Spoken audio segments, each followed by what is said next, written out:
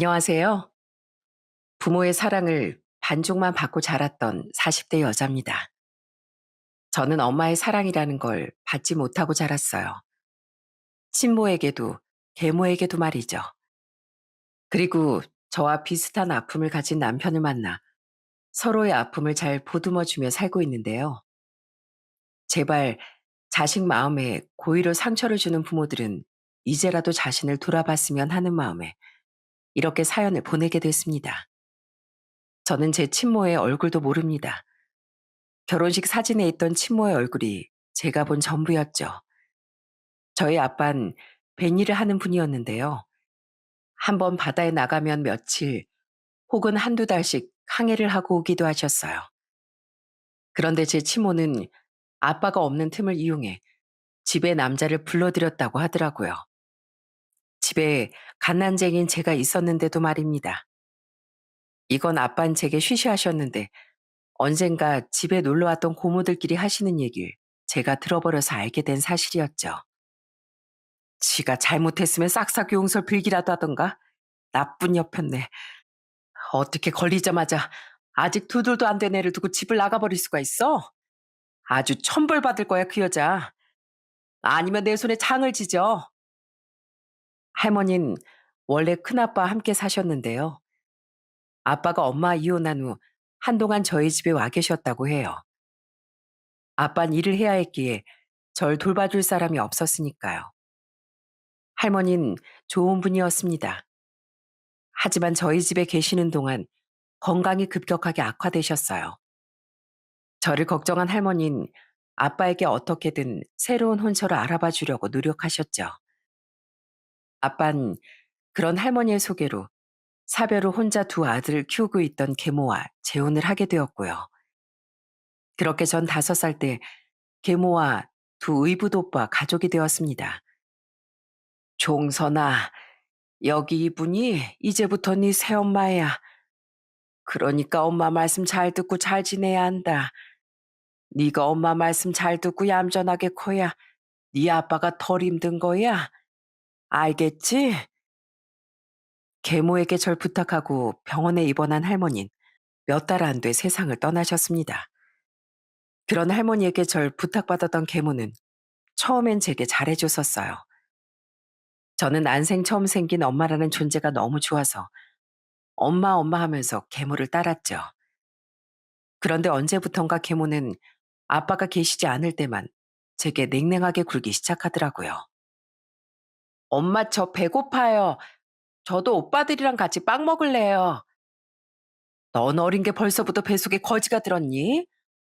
뭐 내가 그렇게 식탐이 많아. 이건 네 오빠들 주려고 사온 거야. 네 건 없어. 넌 이따 저녁 먹어. 저도 먹으면 안 돼요? 저도 빵 좋아하는데. 남자애들은 잘 먹어야 쑥쑥 크는 거지만 넌 여자애잖니. 여자애가 살찌면 얼마나 보기 안 좋은 줄 알아? 엄마가 다 널 위해서 하는 말이야. 엄마 말 잘 들으라고 할머니도 그러셨지? 꼭 아빠가 안 계실 때만 계모는 저를 오빠들과 다르게 대하더군요.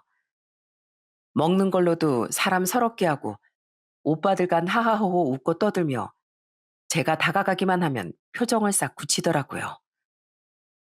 왜 불러? 너 식탁 행주로 다 닦았어? 행주도 잘 빨았고? 네, 다 했어요. 어디 잘했나 확인해 볼 거야? 세상에, 이게 뭐야? 주방이 다 물바다잖아. 너 지금 내가 이런 거 시켰다고 시위하는 거니? 네? 그게 아니고요. 싱크대까지 손이 잘 안 닿아서 행주 빨다가 그만 물이 많이 튀었어요. 죄송해요. 그럼 그 물도 다 닦았어야지. 아니면 의자 밟고 올라가서 하든가. 난 너 위해서 이렇게 집안일 하나하나 가르치는 거야. 어릴 때부터 집안일에 익숙해져야 나중에 시집가서 현모양처가 될 수 있는 거라고. 알았어? 그리고 아빠 며칠씩 배 타느라 힘드신 거 알지? 괜히 집에서 있던 일 미주알고주알 아빠한테 떠들면 아빠만 더 피곤하게 하는 일이야. 명심해. 계모는 제가 7살쯤 됐을 때부터 집안일까지 하나둘 떠넘기기 시작했어요.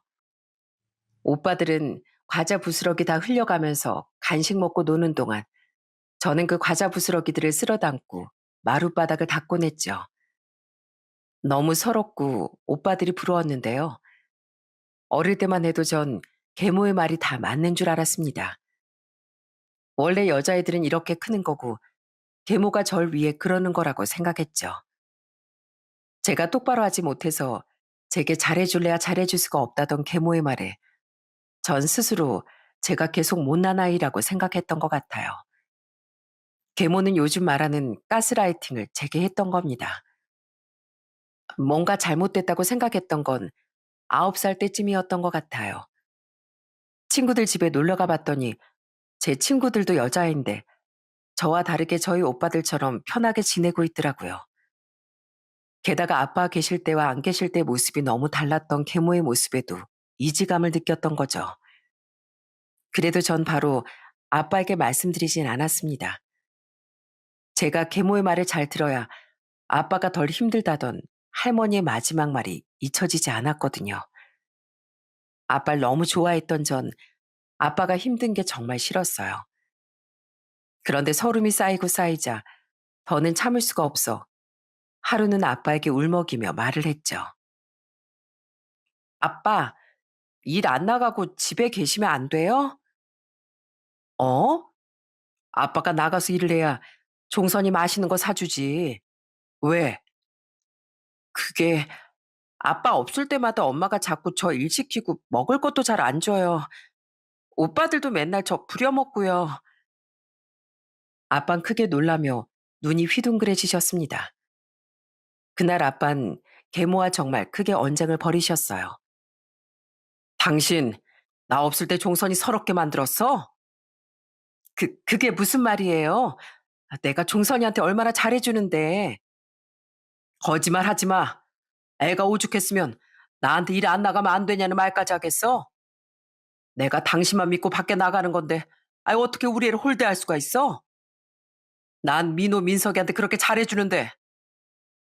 아니, 내가 뭘 어쨌다고 그래요? 억울해서 진짜? 그래, 뭐 내가 나도 모르게 우리 애들한테 좀 더 친절했을 수도 있겠네요.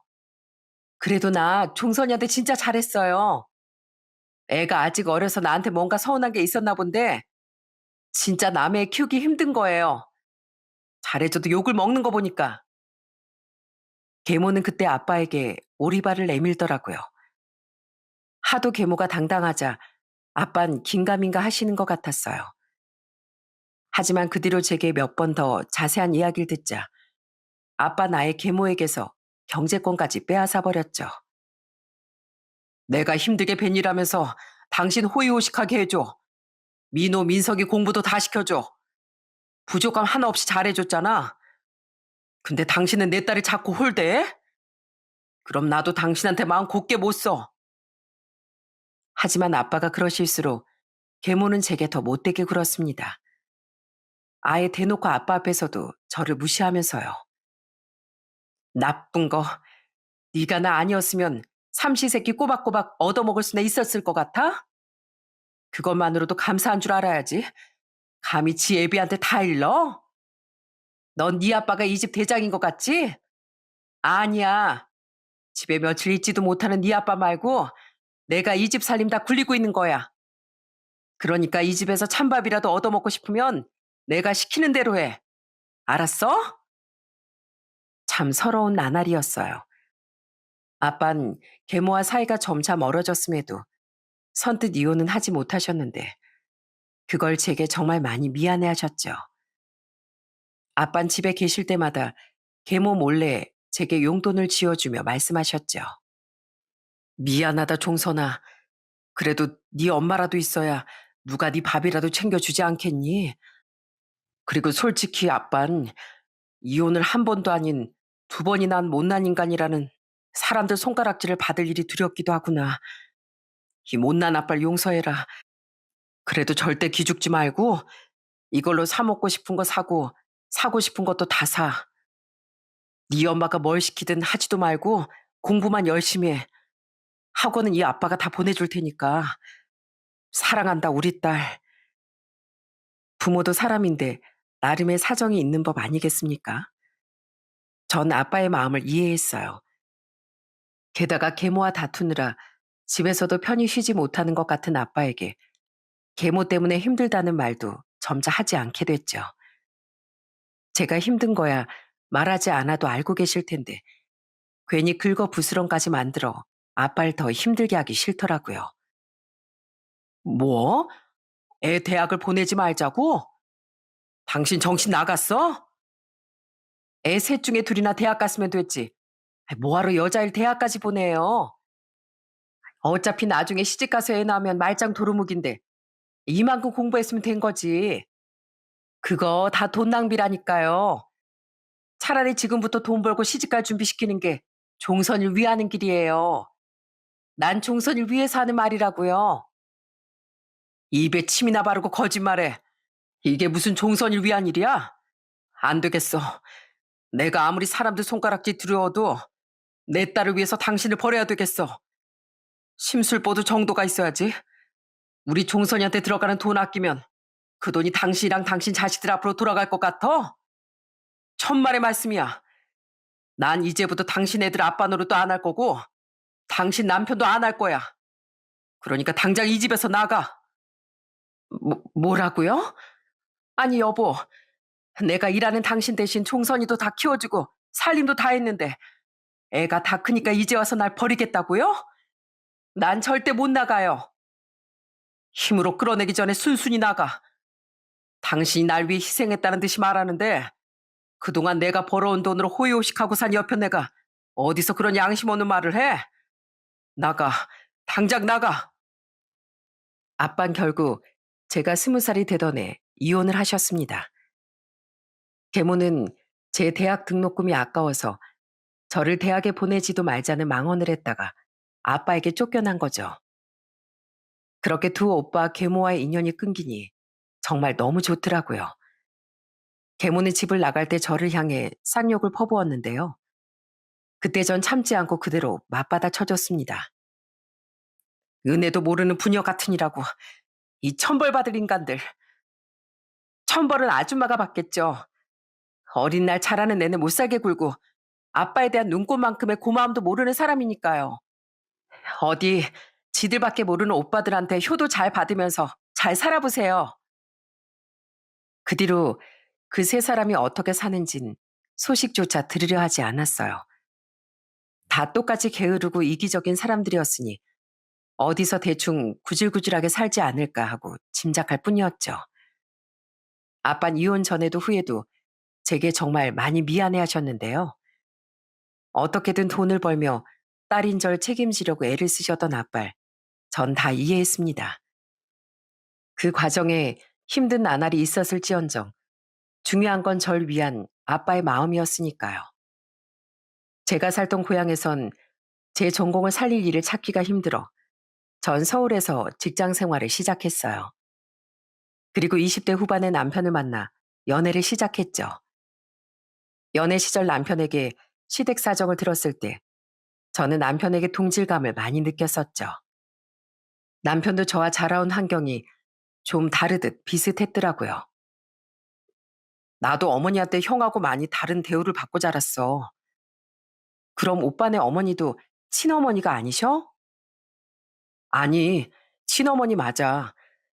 어머니는 아버지보다 3살 연상이신데 초혼이었던 아버지와 다르게 어머니는 아버지랑 재혼을 하신 거야.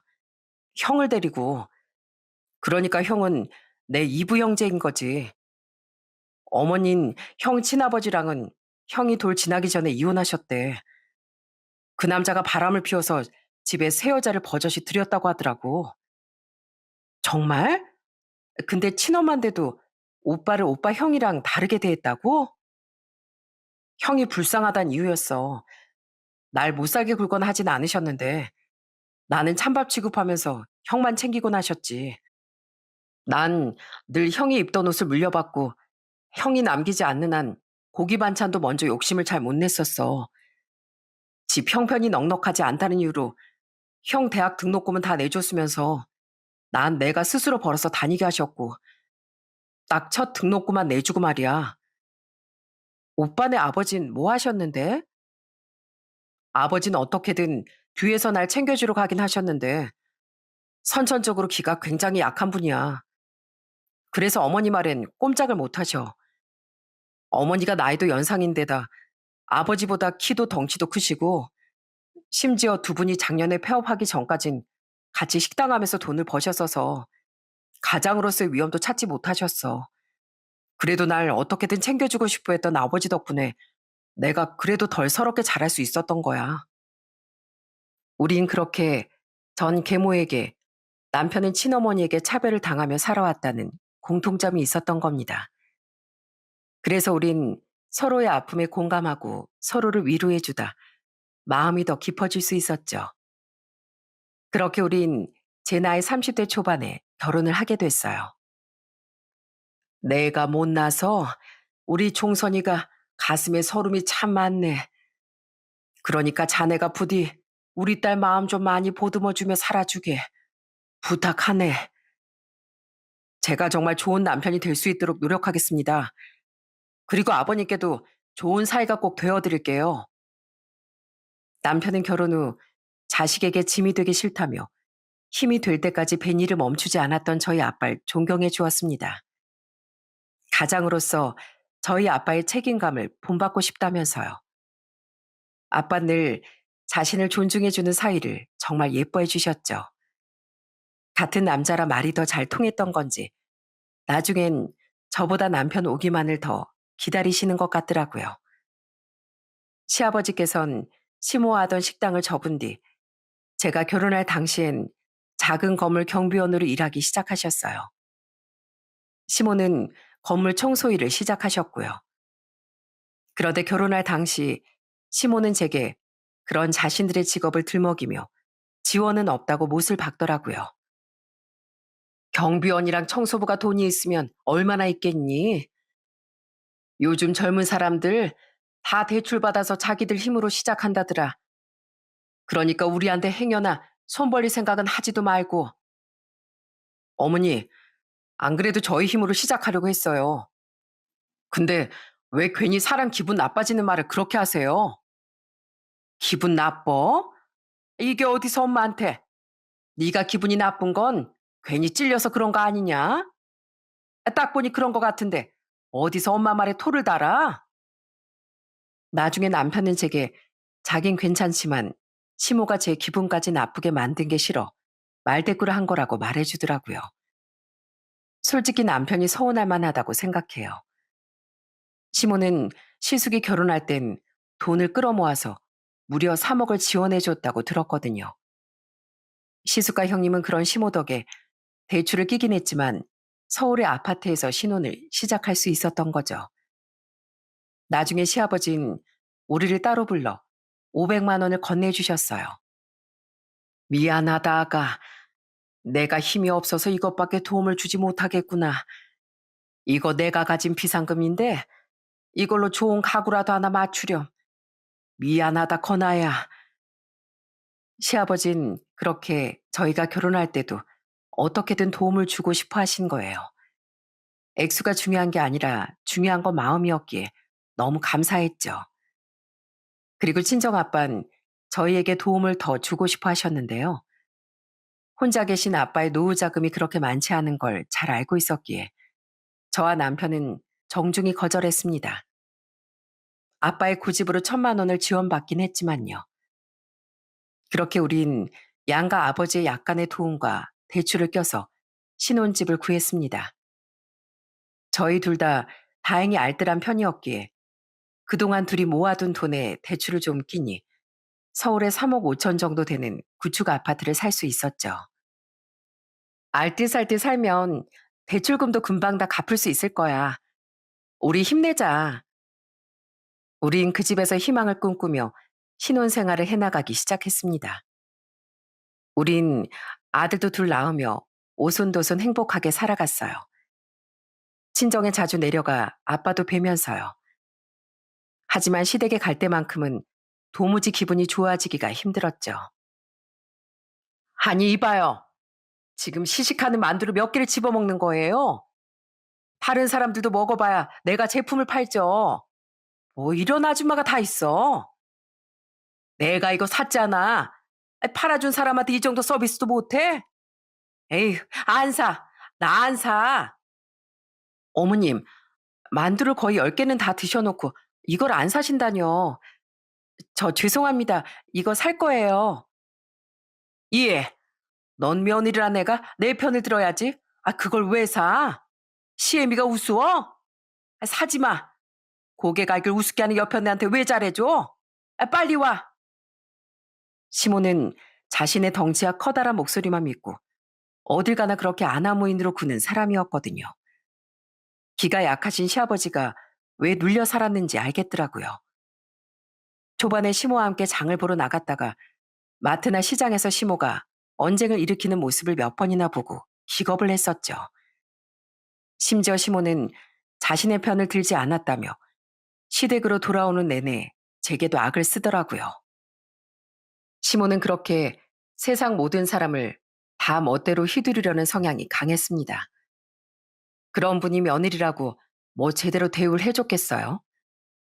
시모는 제 앞에서 이런 말까지 당당하게 하던 사람이었어요. 왜 시집살이라는 말이 생겼겠니? 마땅히 세상에 존재해도 되는 말이니까 생겼겠지. 시어머니로서 며느리들 교육을 단단히 시켜주는 게 시부모된 도리 아니겠어? 와, 정말 시모 같은 사람은 처음 봤었습니다. 시모는 제가 시댁에 가면 청소부터 하라며 밀대를 던져주던 사람이었는데요.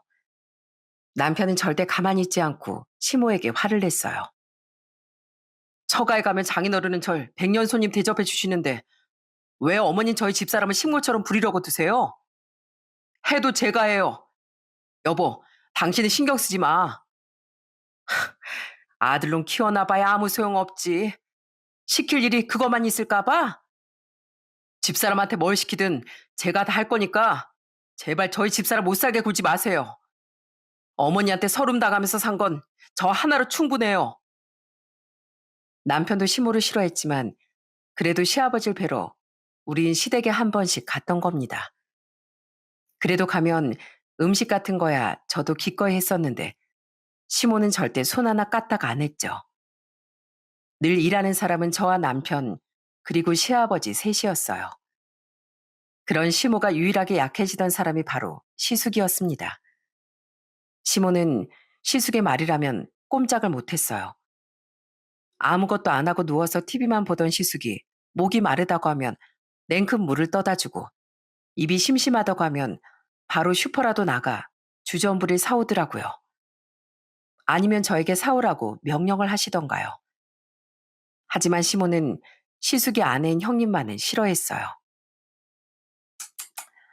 너 집에서 우리 정훈이 밥은 제대로 챙겨주냐?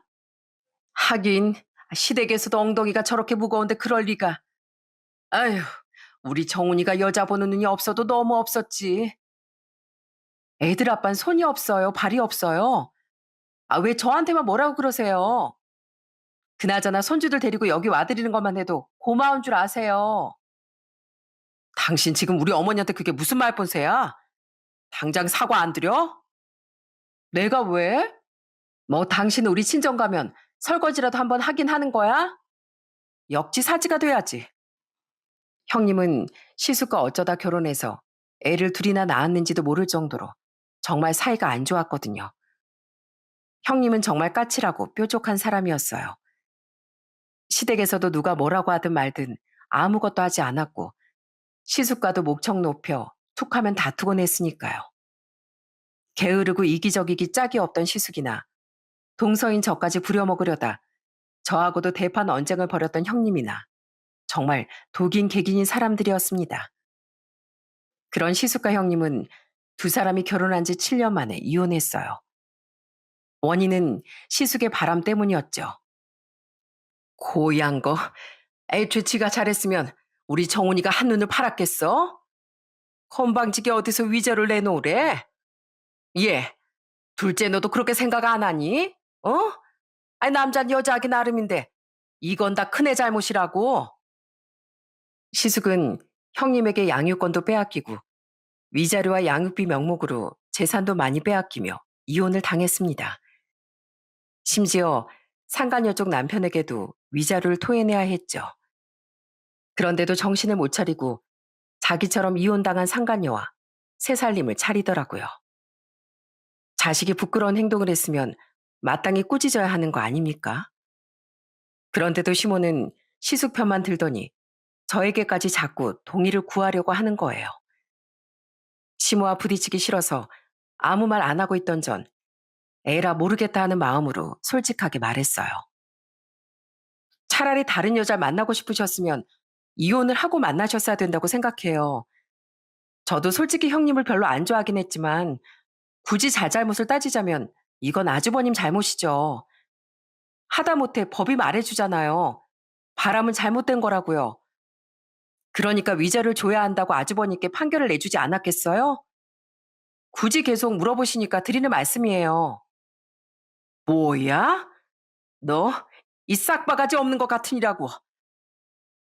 아니, 계속 입을 다물고 있으려고 해도 사람을 못 살게 굴길래 하는 수 없이 대답을 했건만 시모는 제가 원하는 대답을 내놓지 않으니 길길이 날뛰더군요. 시숙도 상간녀도 저를 못마땅하게 쳐다봤었고요. 그럼 시숙이 상간녀와 행복하게 살았느냐? 절대 아니었어요.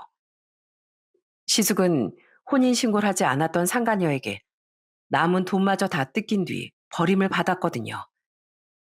그렇게 시숙은 가진 대부분을 잃고 결국 시댁에 다시 들어가서 살게 됐죠. 하지만 시모는 끝까지 시숙은 잘못한 게 없다고 믿더라고요. 늘 이런 못난 꼴을 보여서 미안하구나, 에미야. 그런 집안을 부끄러워했던 사람은 남편 말곤 시아버지밖에 없었습니다. 그런 시아버지를 제외하면 우리도 시댁이 너무 싫어 웬만하면 그 집엔 신경 끊고 우리끼리만 잘 살려고 노력했죠. 저와 남편은 열심히 돈을 벌고 아껴 결혼한 지 5년 만에 아파트 대출금을 다 갚았습니다. 그리고 운이 좋게도 저희 아파트는 집값이 점점 상승세를 타더라고요. 그런데 그런 저희 집을 향해 누군가 군침을 흘리게 될 거라곤 생각지도 못했습니다. 네 시숙 재혼한단다. 새 며느리감 집에 인사시킨다니까 니들도 와. 저희가 결혼한 지 10년 뒤 시숙은 재혼할 여자가 생겼다며 여자를 시댁에 데리고 왔었어요. 솔직히 그 여자의 외형을 봤을 때 저와 남편은 혀를 내둘렀죠. 와, 형 사람 보는 눈이 참. 저번 그 상간녀보다 저 여잔 한술 더 뜬다. 딱 달라붙는 짧은 치마에 새빨간 립스틱, 가슴걸이 훤히 파인 옷까지 예비 시댁에 인사로 온 여자가 맞나 싶더라고요. 얼굴은 예쁘장하고 몸매도 좋은 편이었는데 아무리 그래도 저건 예의가 아닌 것 같더라고요. 그 여자도 자신의 옷이 적절치 않다는 걸 알고는 있었는지 당당하게 이런 말을 하더군요. 제 옷이 좀 야하죠? 저도 단정히 입을까 했는데 어차피 가족이 되면 제 옷 취향을 다들 알게 되실 것 같더라고요. 가족들 사이인데 그냥 제 편한 모습을 보여드리는 게 낫겠다 싶었어요. 근데 어머님 몸매가 너무 육감적이세요. 제가 코디 좀 해드리면 밖에 나가서 지금도 인기가 터지실 것 같은데 다음에 저랑 쇼핑 가실래요? 아버님 긴장 좀 하셔야겠어요. 어머, 얘가 다 늙은 날 놀리네, 놀려. 시모는 그런 그 여자가 마음에 든 것 같았습니다. 하는 말과 행동을 보니 그 여잔 집안의 실세가 누군지 확실히 파악한 것 같더라고요. 당시 연세가 70대 중반을 향해 가던 시모에게 육감적이느니 인기가 많겠느니 하는 소리를 하는 걸 보니 말이죠. 시모는 전 형님과 다르게 자신에게 살가웠던 그 여자가 마음에 들었던 거예요. 형, 그 여자 무슨 동호회에서 만났다고 그랬잖아. 그게 아닌 것 같아. 아까 형이랑 그 여자가 둘이 소곤대는 거 들었거든. 우리 나이트에서 만난 건 비밀이지?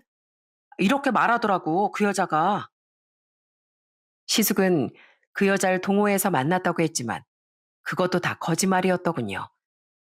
그 여자 말은 자신이 프리랜서라고 했는데요. 시아버지께서 정확히 무슨 일을 하는 거냐고 물으니 제대로 대답도 못하고 횡설수설하더라고요. 그 모습에 저와 남편은 백수일 거라고 짐작했죠. 나중에 그 여자가 돌아간 후 시숙은 시모에게 이렇게 말했습니다. 어머니, 저 혜원이 진짜 좋아해요. 혜원이 제 인생 마지막 여자예요. 그러니까 전처 때처럼 시집살이 같은 거 절대 시키지 마세요. 그럼 저 진짜 화낼 거예요. 어머, 아내가 걔한테 언제 시집살이 시켰니? 애가 워낙 못돼 처먹어서 싫어했던 거지. 아유, 안 시킨다, 안 시켜. 그리고 하나 더요. 혜원이가 못해도 남자 쪽에서 아파트 한 채 정도는 해와야 결혼할 수 있다고 말했었거든요. 그러니까 어머니가 어떻게든 집 좀 마련해 주세요. 혜원이 예뻐서 노리는 남자들도 많을 텐데 제가 집도 못 해가면 절대 저랑 결혼 안 할 거예요. 아, 아파트? 아이, 그래. 우리 아들 장가 보내려면 내가 뭐든 해줘야지. 걱정 말거라. 시숙은 가진 것도 없으면서 그 여자에게 집을 해오겠다고 큰 소리를 뻥뻥 쳐둔 모양이더라고요.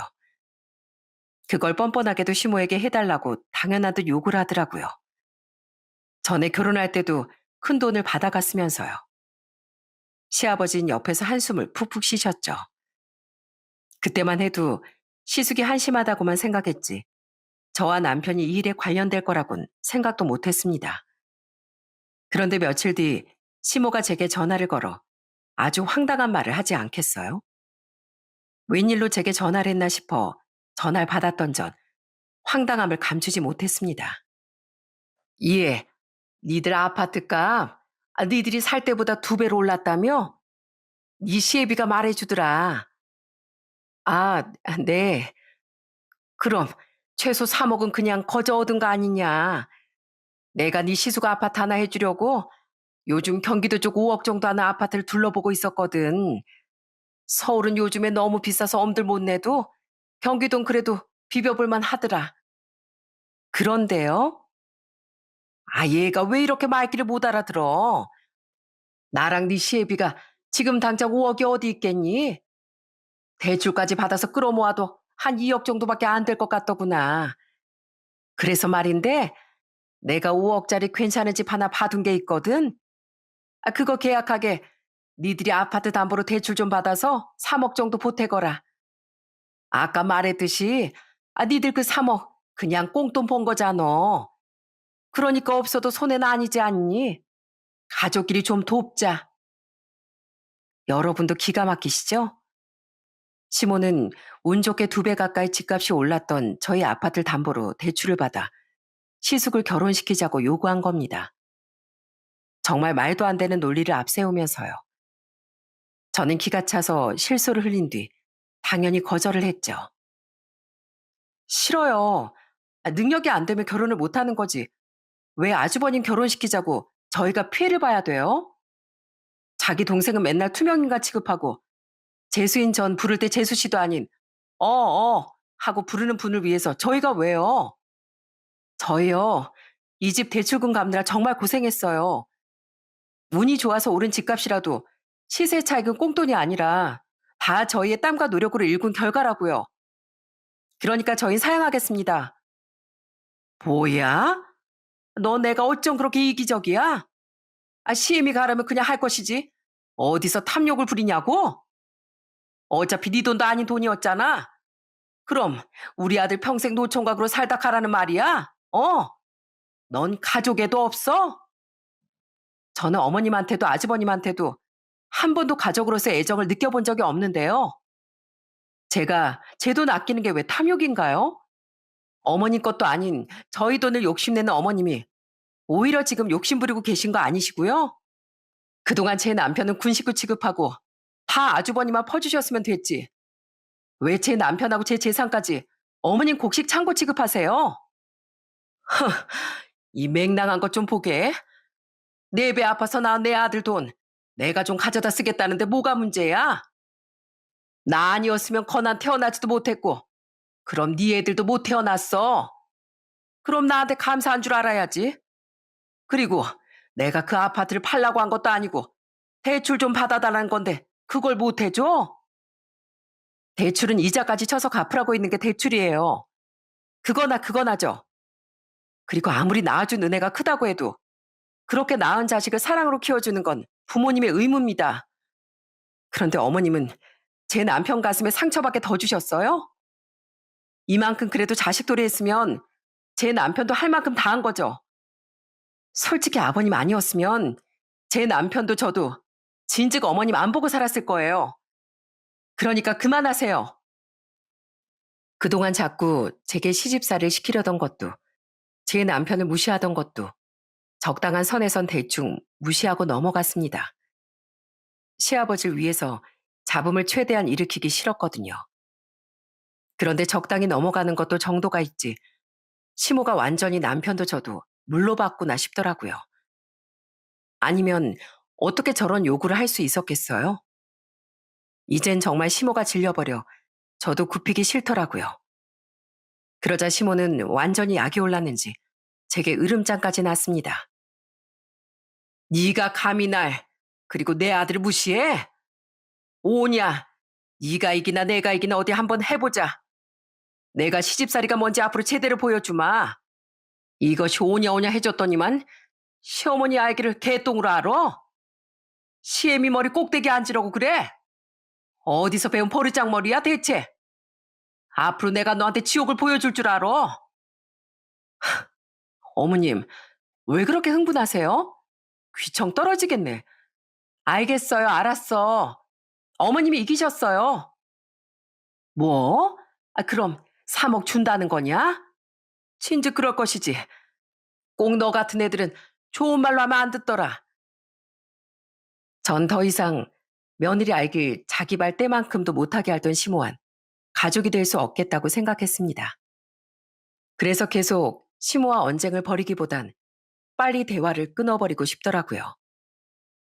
저는 남들에게 해왔듯 이번에도 자기가 이긴 줄 아는 시모에게 이렇게 말하곤 전화를 끊어버렸죠. 아니요, 어머님. 그냥 저 이혼하려고요. 도저히 어머님 같은 분은 시어머니를 못 모시고 살겠거든요. 차라리 제가 이혼하면 이혼했지. 더 이상 어머님이랑 얼굴 마주치면서 살기 싫어요. 그러니까 제가 앞으로 시집살이 당할 일도 없겠죠? 뭐야? 저는요, 이렇게 며느리를 쥐잡듯이 잡고 목소리만 크고 마음에 안 들면 다 뒤집어 엎으려고 하는 어머님이 너무 무식해서 도저히 이 집안 며느리 못하겠어요. 그러니까 다른 며느리 알아보세요. 무시? 너 진짜 돌았니? 아니요, 제정신인데요. 오히려 지금까지 어머님을 참고 살았던 제가 제정신이 아니었던 것 같네요. 제가 아니라 어머님이 여태 며느리인 절 개똥만도 못하게 취급하셨는데 저 더 이상은 개똥 이하로 못 살겠어요. 그러니까 대출 받아서 그 쭉쭉빵빵한 며느리 들이시든지 말든지 그건 어머님이 알아서 하시고 전 이만 전화 끊겠습니다. 꼭 며느리 잘 들이시길 바랄게요. 안녕히 계세요. 이야, 이야! 전 두 번 다시 시모를 보지 않을 생각으로 그동안 속으로만 담아뒀던 말을 죄다 내뱉었어요. 그리곤 바로 시모 번호를 차단해버렸죠. 어른에게 너무 말이 심했나 싶기도 했지만 그동안 제가 당해온 것들, 무엇보다 제 남편에게 준 서름들을 생각하니 도저히 참을 수가 없더라고요. 잠시 뒤 저보다 1시간쯤 늦게 퇴근한 남편이 집에 돌아오자마자 저는 시모에게 전화 왔었던 일을 다 말해주었습니다. 그리곤 저처럼 황당해하던 남편에게 단호하게 말을 했죠. 여보, 난 도저히 이대로 못 살겠어. 당신이 당신 집안이랑 인연을 끊든 아니면 나랑 이혼하든 둘 중 하나를 선택해. 언제까지 이렇게 당하고 살아야 돼?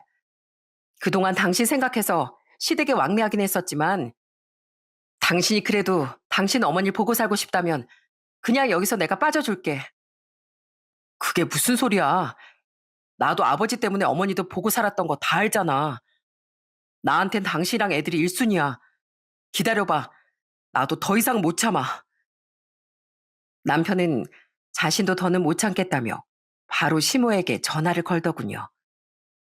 그리곤 저 들으라는 듯 스피커폰 모드로 전화내 시모에게 언성을 높였죠. 어머니, 집사람한테 다 들었어요. 형 결혼시키게 3억을 내놓으라고 하셨다면서요? 지금 제정신이세요? 뭐야, 아이, 너까지 개념을 어디다 팔아먹었냐? 감히 엄마한테 말버릇이 그게 뭐야? 엄마요? 어머니가 절 자식으로 생각을 하긴 하셨어요? 맨날 형만 싸고 돌았지. 전 자식 취급도 안 하셨잖아요. 그래도 아버지가 불쌍해서 웬만하면 고지고대로 참고 살았는데 저도 저 알기를 우습게 하는 어머니를 더는 부모님이라고 생각 못 하겠네요. 그래서 뭐 네가 천륜이라도 끊겠다고? 애미가 그러라고 뒤에서 조종했지? 못된 기집애 같으니라고. 감히 지 시숙 챙기기 싫다고 천륜을 끊으려고 들어? 너 천벌 받기 전에 그만둬. 그리고 당장 걔랑 이혼해. 가족 사이 갈라놓은 못된 기집애라고 그 애가. 그리고 재산 분할 받아서 네 형 집 사는 데나 보태. 아직도 정신 못 차리셨어요? 그 중요한 저와의 천륜을 함부로 먼저 짓묵은 사람이 바로 어머님이세요. 가족 사이는 지금 어머니가 갈라놓고 계신다고요. 저한테는요, 어머니는 이제 아무것도 아니에요.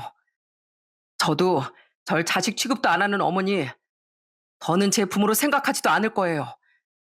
저한테 세상에서 제일 중요한 존재는 제 아내랑 아이들입니다. 그러니까 앞으로 제 얼굴 볼 생각은 하지도 마세요. 어머닌 제게 세상에서 가장 끔찍하고 원망스러운 존재, 그 이상도 이하도 아니니까요. 남편이 시모에게 모자지간의 연을 끊자고 말하곤 전화를 끊어버렸어요. 그리고서도 한참을 씩씩대며 흥분을 가라앉히지 못하더라고요. 그리곤 이내 서럽게 눈물을 터뜨리는데 너무 가슴이 아파 저도 함께 흐느끼고 말았어요. 남편은 제 품에 안겨 흐느끼며 서럽게 말했죠. 이건 어머니 때문에 슬퍼서 우는 게 아니야. 더 일찍 어머니 끊어내지 못한 게 어린 시절에 내게 너무 미안해서 우는 거야. 진작 이랬어야 했는데 괜히 나 때문에 당신만 고생시켜서 미안해. 아니야. 나도 당신 마음 잘 알아. 그 서름 누구보다 내가 잘 알아. 당신한테 나도 있고 애들도 있잖아. 그런데 시모는 정말 보통이 아니더라고요. 저와 남편으로 인해 잔뜩 열이 받았는지 잠시 뒤 시모는 아예 저희 집으로 쫓아왔더라고요. 전 한 번은 치러야 할 일이다 싶어 문을 열어줬습니다. 시모는 제게 삿대질을 하며 고래고래 소리를 질렀어요. 절 한 대 칠 것처럼 손을 들어 올리기까지 하면서요. 거나 제가 너 만나고부터 얘가 이상해졌어. 자꾸 나한테 대들고 기어오르고. 이 마녀 같은 기집애. 당장 내 아들한테서 떨어져. 뭐야, 너 이거 안 놔? 저는 그런 시모의 팔목을 꽉 움켜쥐었습니다. 그리곤 당황한 시모의 눈을 똑바로 보고 말해줬죠. 정말 절 힘으로 이길 수 있을 것 같으세요? 그나마 제 남편 어머니고 어른이라서 제가 그동안엔 한 수 굽혀드렸던 거예요. 제가 어머님보다 덩치는 좀 작아도 나이가 몇 살이나 젊은데 게다가 운동까지 꾸준히 하고 있는데 설마 어머님 한 분 힘으로 못 이길까 봐서요? 이게 감히 어른한테? 어른도 어른 같아 존중을 해드리는 거죠. 진짜 제가 이겨드려요? 저 이젠 그냥 막 나가려고 하는데 진짜 여기서 치욕 한번 제대로 당해보실래요? 그래도 어른인데 제가 뭘 어떻게 했겠습니까? 하지만 제가 결코 만만한 사람이 아니라는 걸 보여줘야 시모가 또 그렇게 막무가내로 절 누르려는 짓을 못할 것 같다. 세게 나갔던 거죠.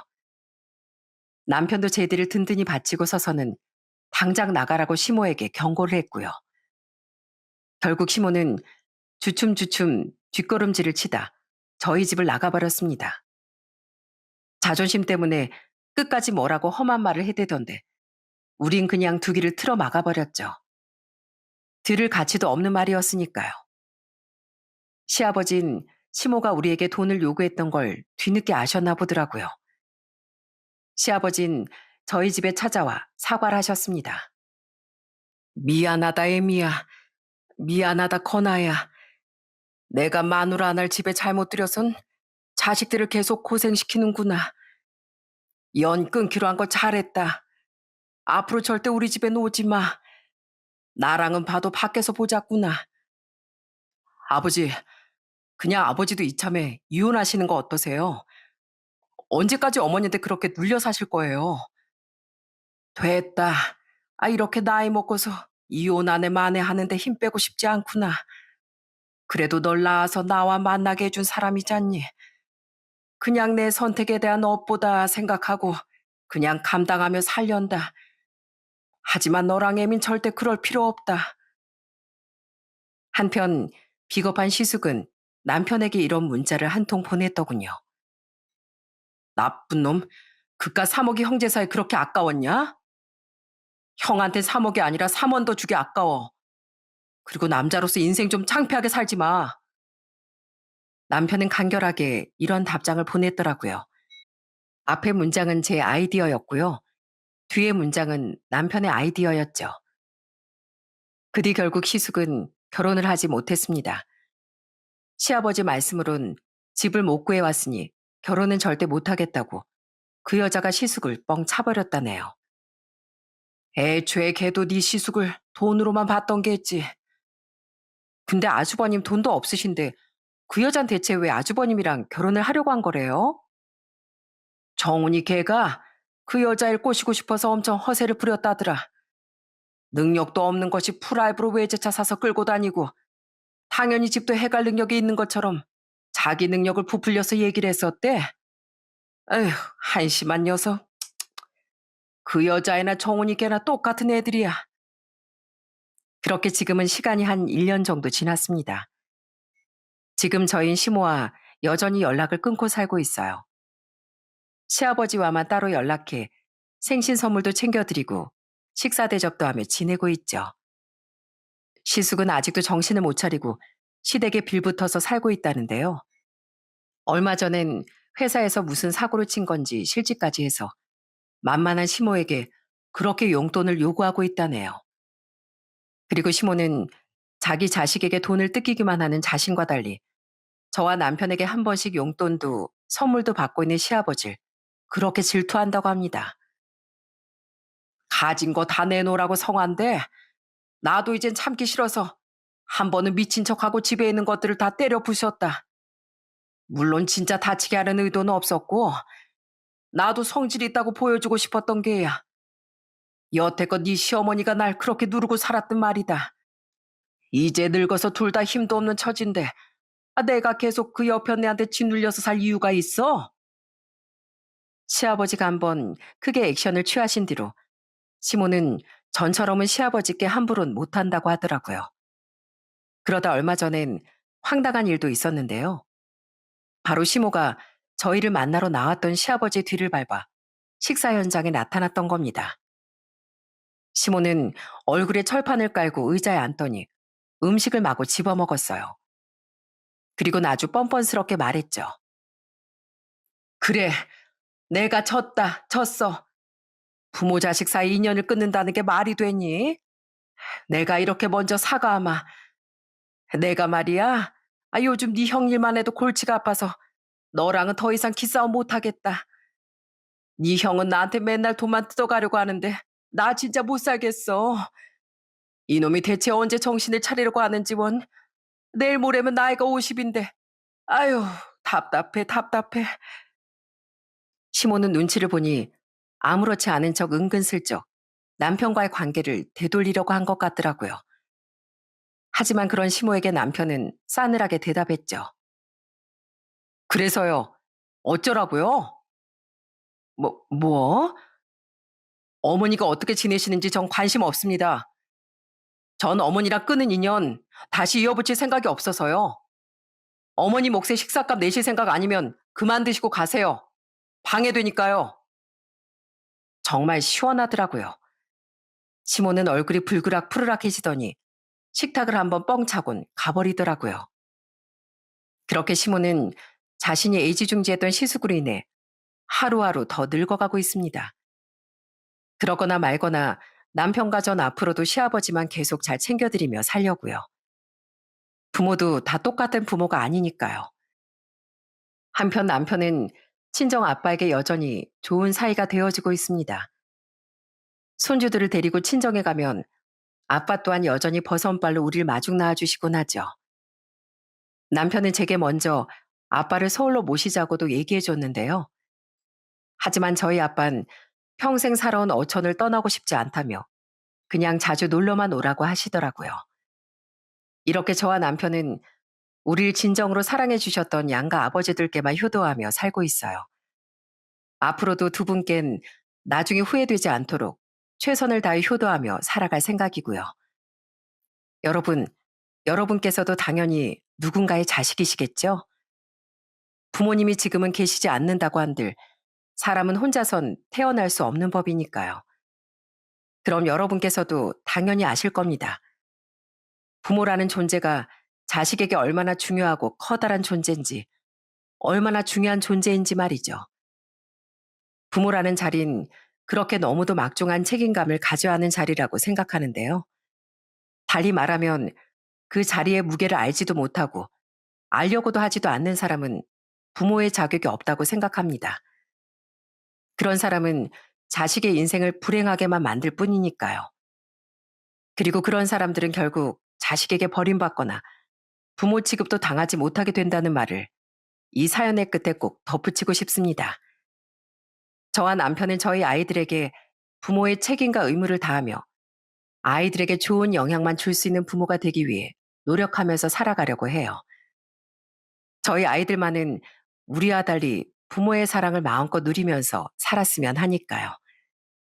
그리고 저희 아이들뿐 아니라 부디 세상 모든 아이들이 행복해지길 바라며 전 이만 사연을 마치겠습니다. 끝까지 들어주셔서 감사드립니다.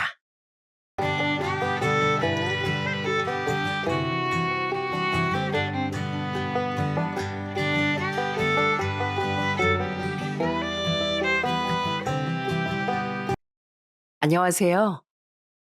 참 좋아했던 가족과 생이별을 해야 했던 40대 여자입니다. 그 가족은 바로 저희 시어머니인데요. 저는 저희 시어머니와 정말 사이가 좋았어요.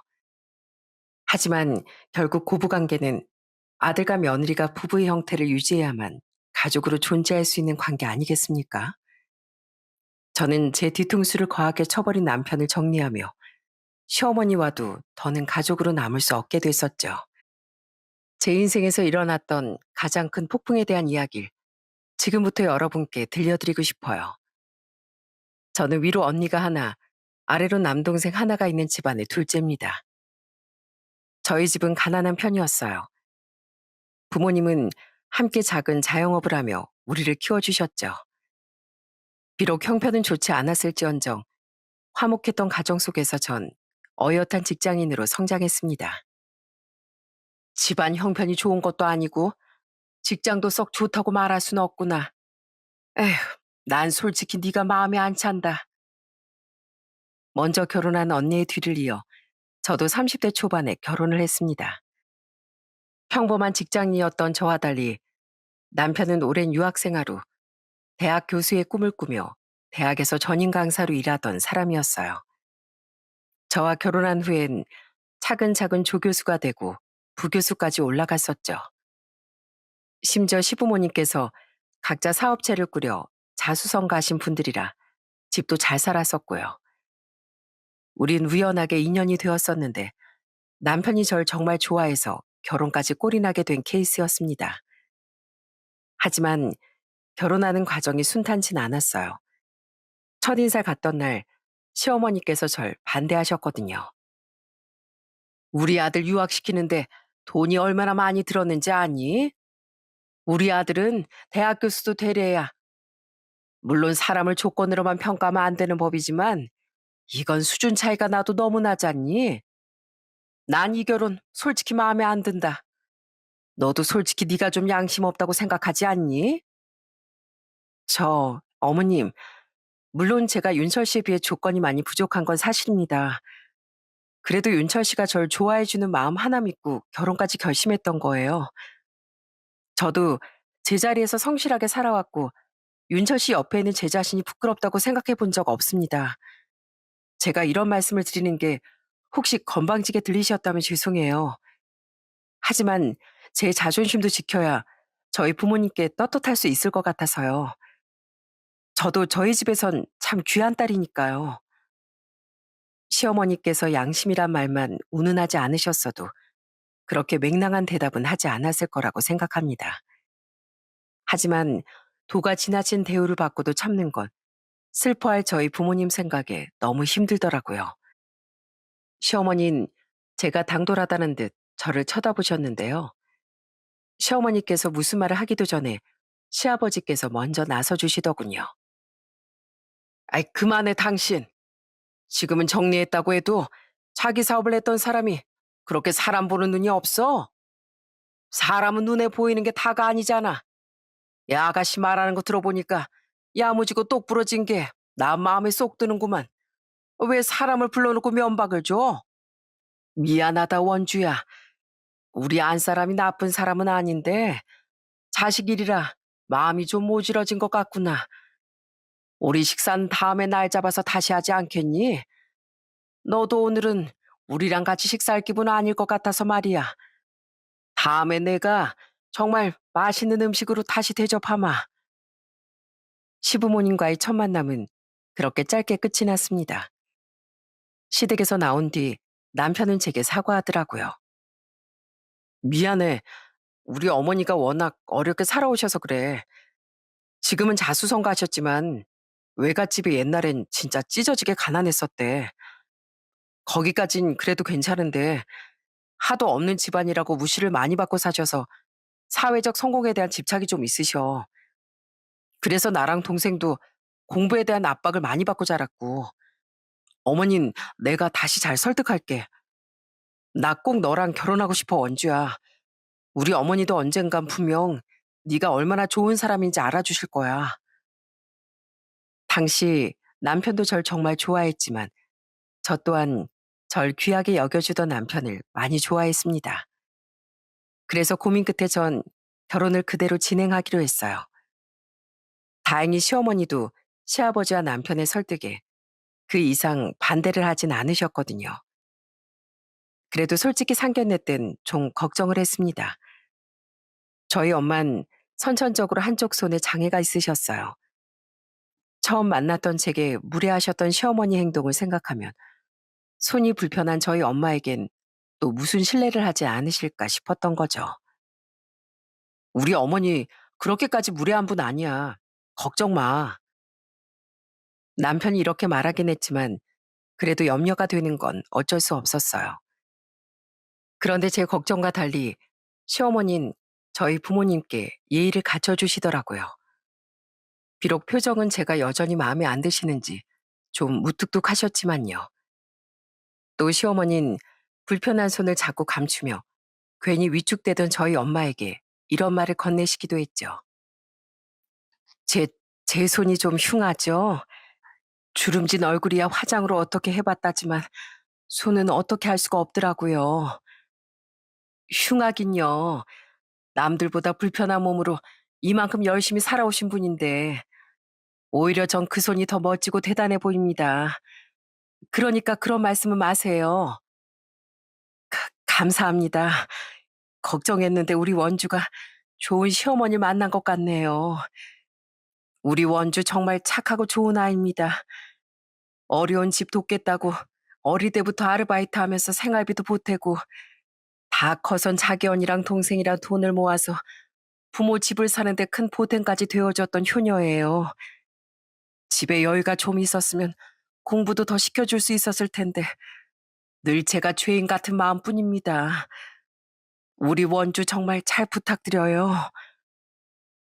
참 의외라는 생각이 들더군요.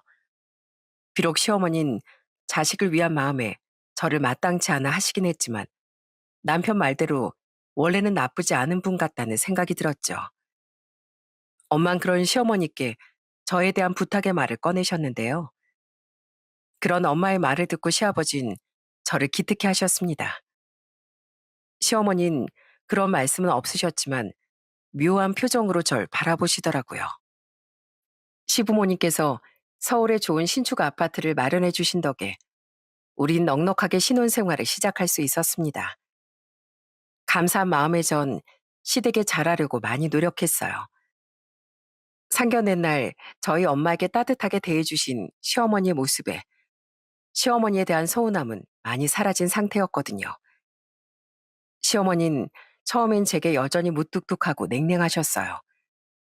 그래도 시아버지와 시누이가 제게 잘해주어 시댁에 가면 분위긴 주로 화기애애한 편이었죠. 그런 분위기에 용기를 내어 전 시어머니께 계속 다가가려고 노력했어요. 물론 돌아오는 반응은 차가웠지만 그래도 절 밀어내진 않으시기에 저는 노력을 멈추지 않았습니다. 명절 때도 저는 정말 성실하게 음식을 도왔어요.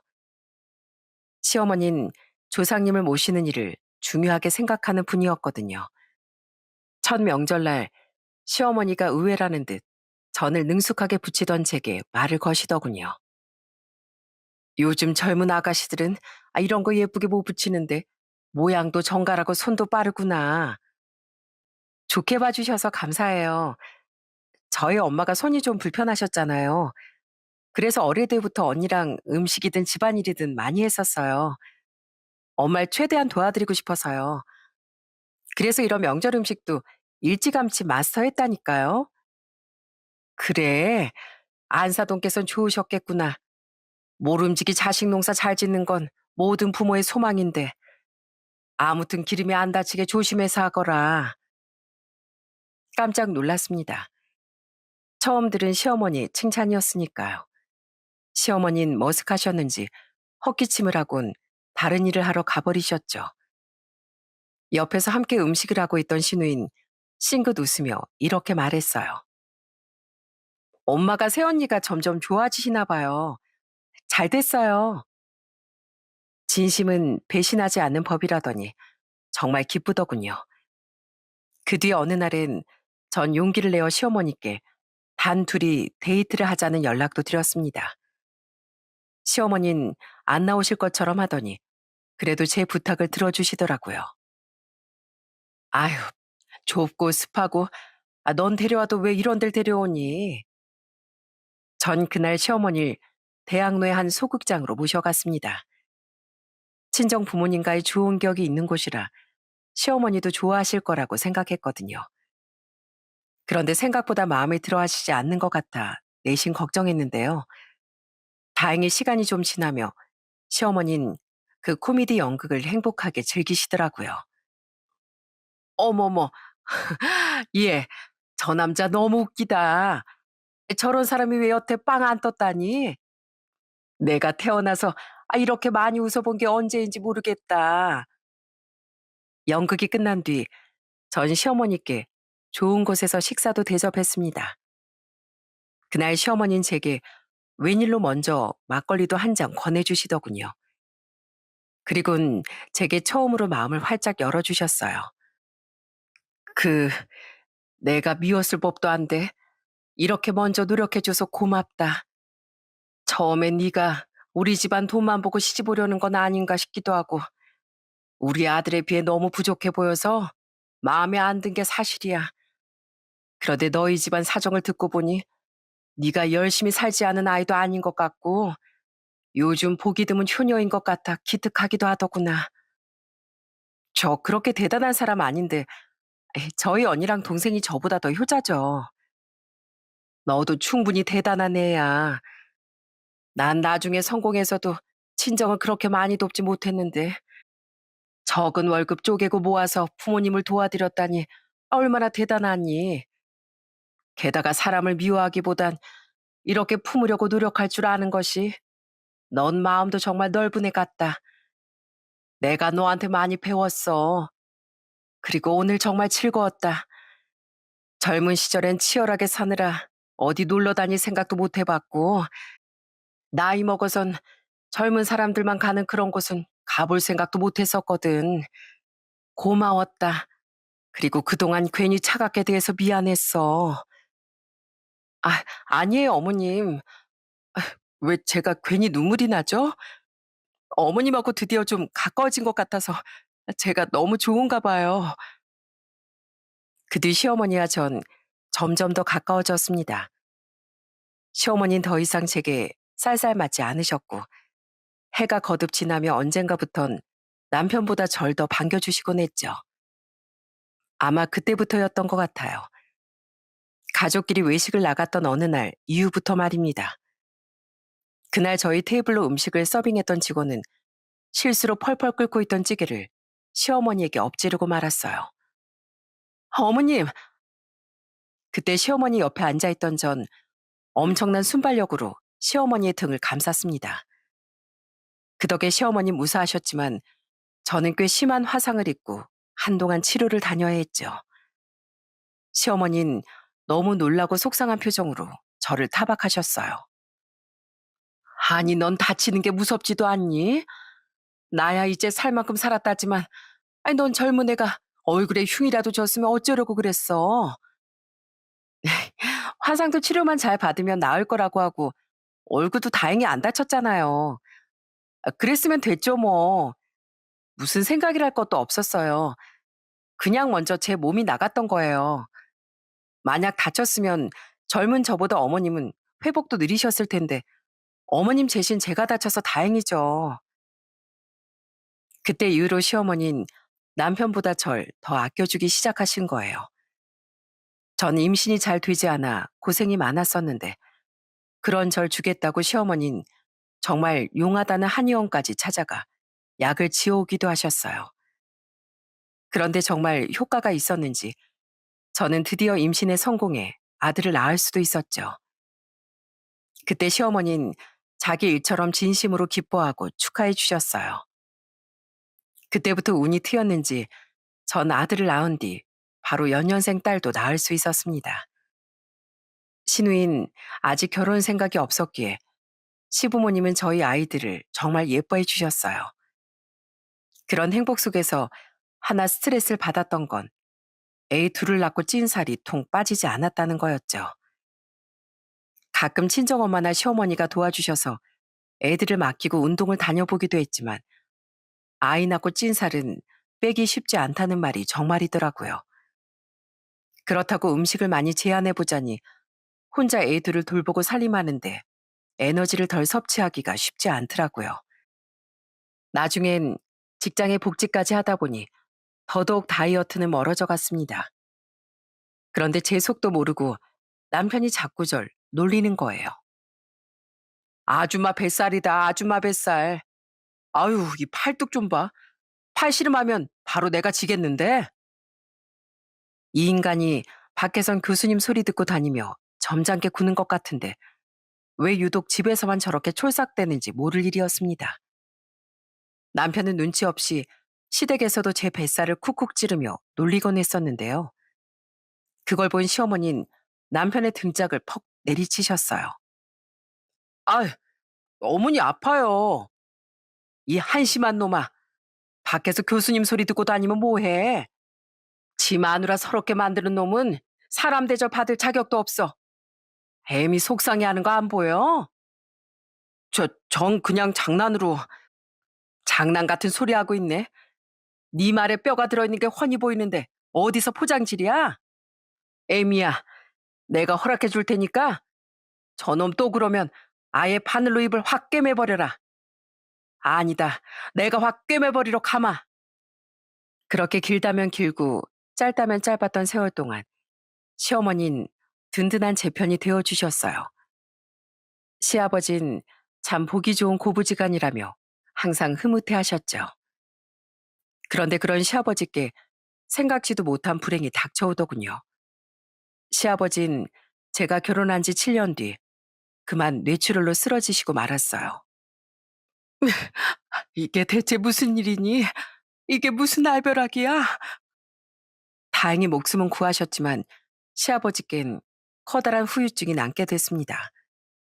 한쪽 몸이 전부 마비되셨고 언어 장애조차 생기게 됐던 거예요. 쓰러진 직후엔 시아버지 말씀조차 한마디 내뱉기도 힘들어하셨고요. 어머님, 오늘은 제가 여기서 잘게요. 내일은 저희 남편이 있을 거예요. 그러니까 어머님은 집에 가서 좀 주무세요. 아니다. 너희들도 애들 챙기랴 일 다니랴 힘든데 집에서 노는 내가 계속 붙어 있는 게 낫지. 대신 저흰 젊잖아요. 이러다 어머님 건강까지 망가져요. 우린 돌아가며 시아버지 곁을 지키고 간병했습니다. 당시 신우인 해외 지사에 나가 있던 상태라 시아버지 곁을 지키지 못했죠. 저는 그런 신우의 목까지 더 시아버지 정성스레 간병하고자 노력했어요. 처음부터 절 따뜻하게 아껴주셨던 분이었기에 너무 마음이 아팠거든요. 다행히 시아버진 점차 회복을 하며 재활도 해나가셨는데요. 가족들은 그런 시아버지가 언젠간 좋아질 수 있다는 희망을 잃지 않았습니다. 하지만 시아버진 결국 쓰러지신 지 반년 만에 세상을 떠나시고 말았어요.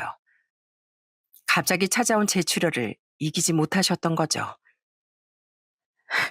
아버님, 제가, 제가 아버님께 조금이라도 더 잘해드렸어야 했는데, 이렇게 헤어질 시간이 빨리 찾아올 줄도 모르고.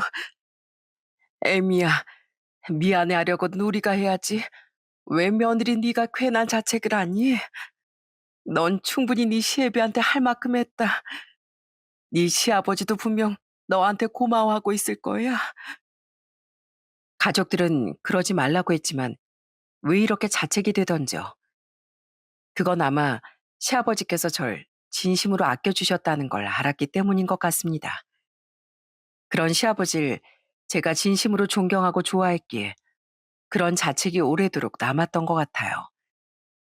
그렇게 시아버지를 떠나보내고 전 남편에게 먼저 시어머니를 모시고 살자고 이야기했어요. 하지만 그런 저의 제안을 시어머니는 단호하게 거절하셨습니다. 자식들한테 의지하고 살 정도로 난 안 늙었다. 그리고 윤철이 네 아버지랑 살아온 이 집을 난 떠나기도 싫고 우리끼리 집이 먼 것도 아닌데 그냥 서로 자주 왕래하면서 살자꾸나. 그 이상은 내가 부담스러워서 싫어. 워낙 강인한 분이셨던 시어머니는 끝내 합가를 거절하셨어요.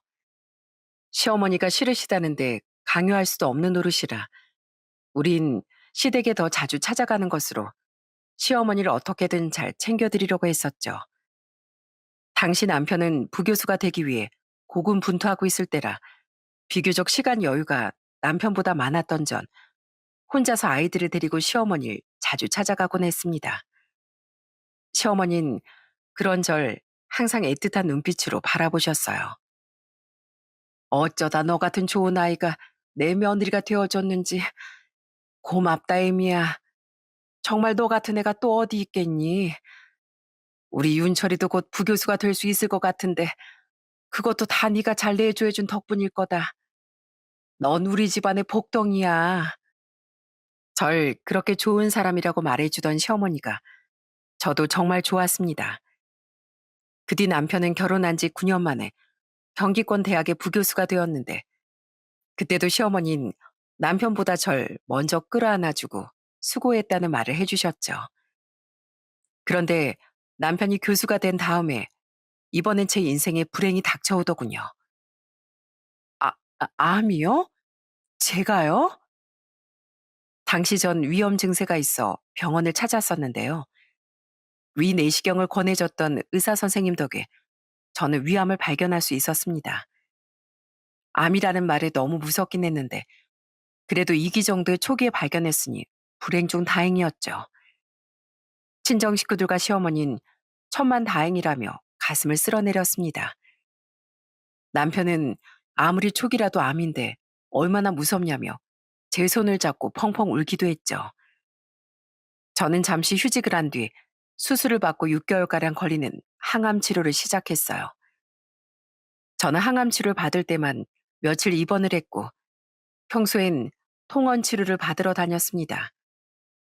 제가 입원했을 땐 남편 혼자 아이들을 챙기기 어려워 시어머니께서 저희 애들을 주로 맡아주셨었죠.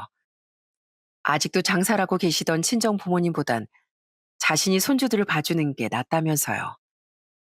처음엔 항암 치료가 너무 괴롭고 힘들었습니다. 그래도 전 서서히 적응해 나갔고 다행히 빠르게 컨디션을 회복할 수 있었어요. 지금 검사상으론 잔존 암세포가 보이지 않고 경과가 아주 좋습니다. 저는 항암 치료를 받은 지 4개월 뒤엔 회사에 복직도 했습니다. 아직 항암 치료는 더 받아야 하긴 했지만 전 그렇게 암을 이겨내고 있었죠. 그렇게 잠시 찾아왔던 불행은 금방 사라질 줄 알았건만 저는 복직한 지 얼마 뒤 정말 경악스러운 진실을 하나 알게 됐어요. 누구세요? 부동산에서 나왔는데요. 여기 집 내놓으셨잖아요. 그래서 안에 사진 좀 찍으려고 방문했어요. 인터넷에 좀 올리려고요. 그런데 누구세요? 어느 주말 누군가 초인종을 누르기에 나가보니 웬 아주머니가 서 계시더라고요. 부동산 주인이라던 사장님은 영문 모를 말을 하시더니 도리어 저더러 누구냐고 물으시더라고요. 전 이게 무슨 상황인가 싶어 되물었습니다. 저희 집 내놓은 적 없는데요. 그리고 전 이 집 주인이고요. 참 이상하네. 저번에 이 집 남편분이랑 오신 분이 사모님인 줄 알았거든요. 남편분 성함이 뭐더라? 아, 이윤철 씨 아닌가요? 네, 제 남편 이름 맞아요. 지금 집에 계세요? 아니요. 친구 결혼식 있다고 나갔는데 깜짝 놀랐습니다. 사장님은 며칠 전 남편이 어떤 예쁘장한 여자와 팔짱을 끼고 찾아와 집을 급매물로 내놨다고 하시더라고요. 사진을 보여드리니 사장님은 제 남편 얼굴을 바로 알아보셨죠. 날짜를 들어보니 그땐 제가 항암치료 받으러 잠시 입원을 했을 때더군요. 부동산 사장님은 사진을 찍겠다며 그날 오겠다고 미리 남편에게 연락을 하셨다는데 남편이 그걸 잊은 건지 그냥 외출을 해버렸던 거죠. 사모님, 이런 말 드리는 게 좀 그렇지만 잘 한번 알아보세요. 분명히 남편분께서 그 여자가 자기 아내라고 말했거든요. 뭐라고요? 기가 막혀 정말. 전 우선 감사하다는 말과 함께 그 사장님을 정중히 돌려보냈습니다. 그리고 남편에게 전화를 걸었는데 받질 않더라고요. 저는 부글부글 끓는 속을 애써 잠재우며 집에서 남편을 기다렸죠. 그러니까 이 인간은 제가 치료를 받으며 고통받고 있는 동안 아무래도 헛짓거리를 하고 다닌 것 같았습니다. 어떻게 아내는 암투병을 하고 있는데 앞에선 슬퍼하는 척하며 뒤에선 그딴 짓을 하고 다닐 수가 있는지 부하가 치밀더라고요. 부동산 사장님이 아니었으면 전 아무것도 몰랐을 거예요. 당신 왜 내 전화 안 받았어? 어? 아, 맞다.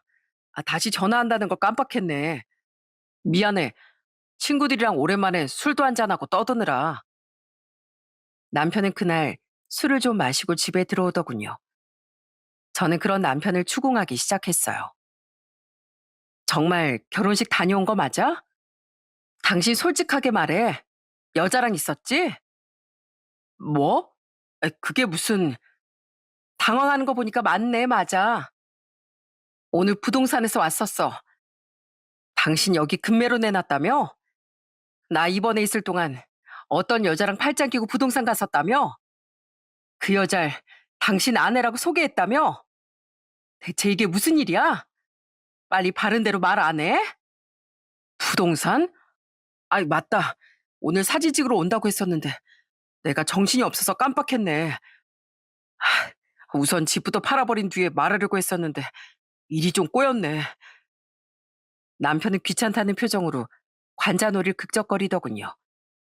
그리고는 이미 틀렸다 싶었는지 뻔뻔하게도 바로 바람을 인정해버리는 거예요. 그래, 기왕 이렇게 된 거 뭘 숨기겠어? 당신도 예상했겠지만 맞아. 나 여자 생겼어. 작년부터 나가던 테니스 동호회에서 만난 사람인데 지방 미인대 출신이라 얼굴도 몸매도 당신이랑 비교가 안 되는 사람이야. 직업이 없는 사람이지만 외모가 되는데 그게 뭐 중요한가? 어차피 난 앞으로 정교수가 될 거고 돈도 그만큼 더 잘 벌 건데. 솔직히 나 당신이랑 의리로 살았어. 당신도 거울 보면 알 거 아니야. 당신이 더 이상 여자로서의 매력은 없어졌다는 거. 뭐? 그게 네 애 낳고 살찐 사람한테 할 소리니? 아무리 그렇다고 해도 그렇지. 당신 뭐가 그렇게 당당해? 아내가 암투병하고 있을 동안 바람 피우고 다닌 게 자랑이야? 정확히 말하자면 당신이 암 선고 받기 전부터 만났어. 솔직히 나 당신보단 그 여자랑 살고 싶은 마음이 굴뚝 같았어. 근데 당신이 암이라고 하니까 차마 내가 이혼 얘기를 못 꺼내겠더라고. 사람들한테 손가락질 받을까 봐. 그래서 당신이 입원했을 때나 주말에만 몰래 만났었는데 그 사람에 대한 마음이 자꾸만 너무 커져가는 거야. 근데 당신 이제 복직까지 할 수 있을 정도로 건강해졌잖아. 그래서 나도 슬슬 이혼 얘기를 꺼내야겠다 싶었어. 그래서 사람 뒤통수부터 후려치려고 집부터 내놨니? 이혼할 때 하더라도 이 집을 팔아야 그 사람이랑 살 집부터 새로 구하지. 당신이야 애들 데리고 친정으로 가면 되고 난 하루라도 빨리 그 사람이랑 같이 살고 싶었단 말이야. 근데 이혼 얘기부터 먼저 꺼내면 당신이 이 집을 못 내놓는다고 억지했을까 봐 집부터 처리하려고 했던 거야. 기왕 이렇게 된 거 이건 확실히 하자. 이 집은 우리 부모님이 해주신 집이니까 당신 몫은 없는 거다. 재산 분할은 나머지로만 해야 되는 거 알지? 정말 기가 막혔습니다. 남편은 바람을 피웠으면서도 저에 대한 미안함은 눈꽃만큼도 보이지 않더라고요. 심지어 남편은 제게 집에 대한 지분을 나눠주기가 싫어 몰래 집을 먼저 내놨던 거고요. 진짜 뭐 이런 인간이 다 있나 싶더라고요. 뭐 이런 뻔뻔한 인간이 다 있어? 아무리 당신 부모님이 해주신 집이라도 우리가 살아온 세월이 몇 년인데 당연히 나한테도 권리가 있지. 게다가 당신 나한테 위자료도 물어줘야 할 판에 이게 무슨 억지스러운 논리야? 이혼? 이혼은 당연히 할 거야. 나도 당신 같은 금수랑 더 살 생각 없어. 당신 같은 인간은 내가 먼저 버려버릴 거라고. 근데 절대 그냥은 못 해주지. 내가 받아낼 건 다 받아낼 거야. 당신 아직 몸도 다 회복 안 됐는데 꼭 이렇게 일을 크게 만들어야겠어? 그게 싫으면 아파트를 나한테 아예 넘기던가. 그럼 깔끔하겠네. 이 아파트 값이 지금 얼마나 올랐는데 그런 소리를 해? 그래, 어디 한번 해보자. 이렇게 된 거 나도 이판사판이라 이거야. 남편은 제게 미안하다는 말 한마디 없이 오히려 적반하장으로 나왔습니다. 그리곤 짐을 싸더니 상간녀의 집으로 갈 거라며 집까지 나가버리더라고요. 남편은 한 번 덜미를 잡힌 김에 당장 저를 정리하고 싶었던 거예요. 정말 억장이 무너지더군요. 너무 큰 배신감에 당연히 이혼은 결심했지만 서러운 건 어쩔 수가 없더라고요. 그래서 전 바로 시어머니에게 달려가 남편의 만행을 모두 털어놓았어요. 어머님, 그 인간이요. 여자가 생겼대요. 저한테 딱 걸린 걸 알곤 바로 짐 싸서 그 여자 집으로 가버렸다고요. 제가 이 집안에 어떻게 했는데 그 인간 내조하느라 얼마나 고생했는데 어떻게 저한테 이럴 수가 있어요? 뭐? 아, 윤철이 그놈이? 그게 정말이야? 내 이놈을 그냥... 모든 이야기 들은 시어머니는 제 편을 들며 남편을 바로 집으로 호출하시더군요. 시어머니는 상간녀도 같이 데리고 오라고 엄포를 놓으시더라고요. 그렇게 잠시 뒤 남편은 상간녀를 데리고 시댁에 도착했습니다. 남편은 평소에도 시어머니의 말씀엔 꼼짝하지 못하는 편이었거든요. 시어머니는 눈치를 보던 남편과 그 여자가 도착하자마자 바로 뺨을 한 대씩 날려버리셨어요. 아, 어머니, 저, 저는 그렇다 쳐도 왜 이 사람한테까지 손을 대세요? 감히 내 앞에서, 네 아내 앞에서 저 기집애 감싸? 애미가 네 아버지가 돌아가셨을 때 어떻게 했는데? 애미가 너한테 얼마나 잘했니? 어? 근데 감히 암 걸린 애미를 두고 네가 바람을 피워? 야, 이 기집애야. 네가 감히 우리 며느리 눈에 눈물을 내? 어머니, 화나시는 건 알겠지만 그래도 제가 좋다는 사람이잖아요. 어머니께 기왕 이렇게 된 거 인사시키려고 데리고 온 건데 다짜고짜 손부터 올리시다뇨. 아무리 집사람을 아끼셨어도 제가 어머니 아들이잖아요. 잔말 말고 너 애미한테 집엔 군침 흘리지 말라고 했다지? 너야말로 군침 흘리지 마라. 너 우리가 집 해줄 때 차용증 썼던 거 기억하지? 그러니까 네가 그 집값을 나한테 고스란히 갚지 않는 이상 그 집은 내 집이고 넌 나한테 돈 갚을 때까지 절대 그 집 못 팔아. 알았어? 네? 어머니! 깜짝 놀랐습니다. 저는 몰랐던 사실인데요. 10년 전 시부모님이 남편에게 집을 해주실 때 차용증을 썼다고 하더라고요. 그 집값을 다 갚겠다고요. 시부모님은 진짜 돈을 받으려고 했다기보단 세금을 피하려고 그런 차용증을 쓰셨다고 해요. 다른 사람들도 세금 문제 때문에 그런 방법을 많이 쓴다면서요. 그리고 그렇게 경제적인 무언가를 쥐고 있어야 나중에 시부모님이 나이가 들어도 자식들이 효도를 한다고 생각하셨기에 시부모님은 남편에게 차용증을 받아둔 거라고 하시더군요. 시어머니는 바로 그 차용증을 이용해 남편에게 으름장을 놓으셨던 거고요. 당연히 남편은 기겁하며 시어머니에게 매달렸어요. 어머니, 어머니 대체 누구 편이에요? 아들은 저잖아요. 당연히 난 애미 편이지. 그리고 난 저애도 절대 내 며느리로 인정 못한다. 저 기집애랑 살 거면 나랑 평생 연끈을 각오해라. 네? 어머니 진짜 이렇게까지 하실 거예요? 대체 제가 어떻게 하면 돼요? 어떻게 하면 마음 풀고 이 사람도 새 며느리로 인정해 주실 거냐고요? 이미 저랑 애들 엄마 끝난 사이예요. 아시잖아요. 기왕 어쩔 수 없게 된 거 그 뒤도 생각을 해주셔야죠. 바람을 피운 주제에 남편의 시어머니에게만은 또 버림을 받고 싶지 않았던 모양입니다. 저는 시어머니가 바로 그들을 내쫓으실 줄 알았어요.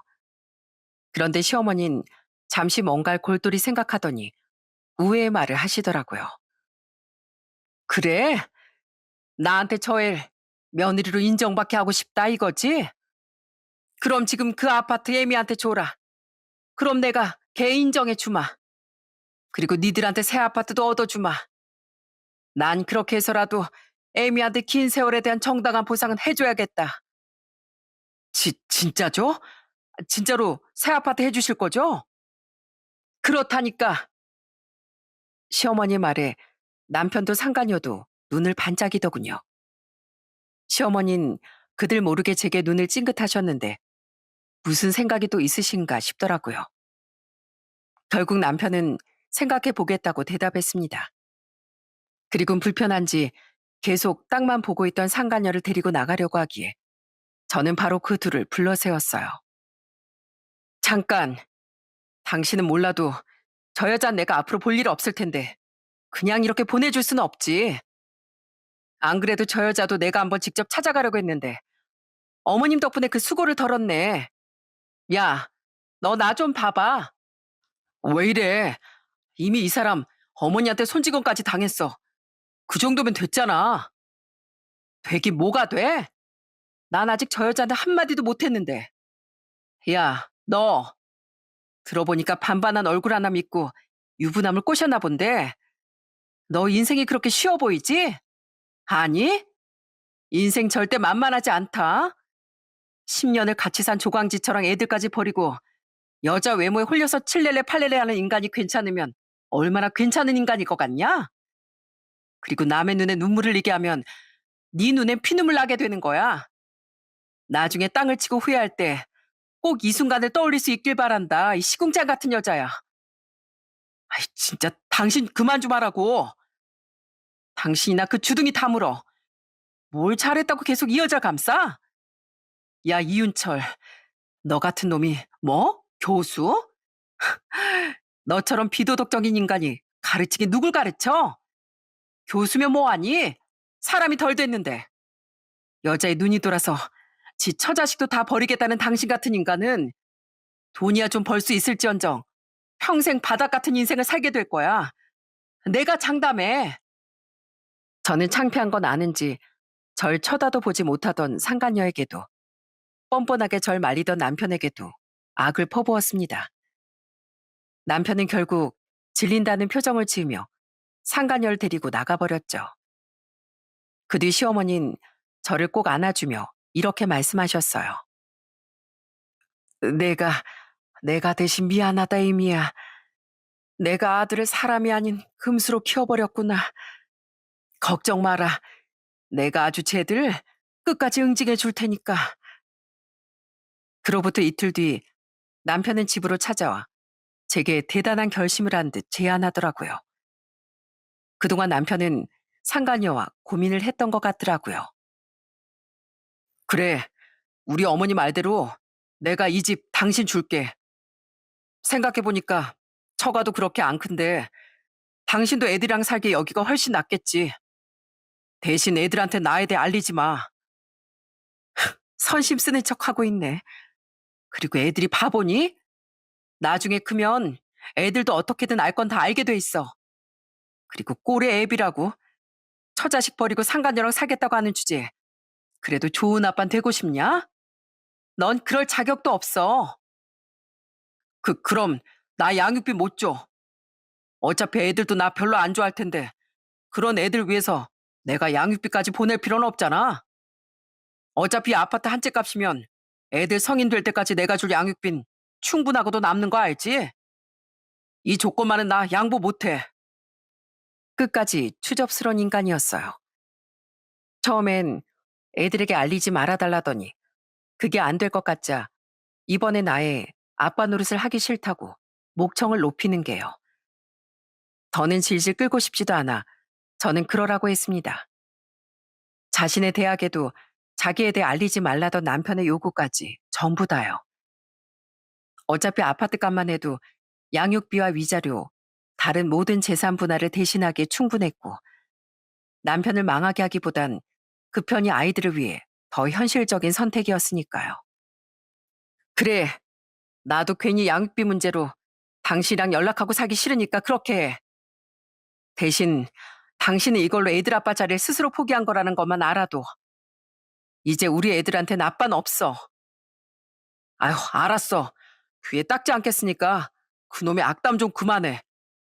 당신 나중에 딴 말하기 없기다. 당신이야말로 나중에 후회한다고 구질구질하게 연락하지나 마. 그렇게 전 그 집을 받고 이혼을 하게 됐습니다. 소식을 들은 신우인 제게 전화를 걸어 미안함을 감추지 못했죠.